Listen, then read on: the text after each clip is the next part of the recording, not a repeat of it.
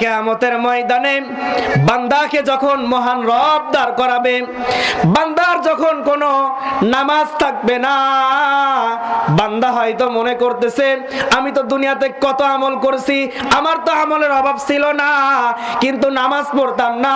কাল কিয়ামতের ময়দানে বান্দা নামাজ পড়ে নাই, যে আমলগুলা করছে না কেন তার বিগত সকল আমল নষ্ট হয়ে যাবে।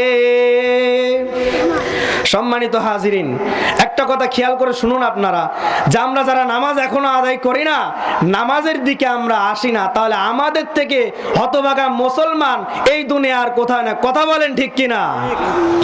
যারা নামাজ পড়ে না তারা কি মুসলমান থাকে? কথা বলেন। যারা নামাজ পড়ে না তারা কিসের মুসলমান? যারা নামাজ পড়ে না তাদেরকে মুসলমান বলা যায় না। তো সম্মানিত হাজিরিন, খেয়াল করে শুনুন, রহমানের বান্দা হওয়ার জন্য আমরা কিন্তু জানতে পারলাম সর্বপ্রথম কি হওয়া লাগবে ভাই? ইবাদতকারী বান্দা হওয়া লাগবে।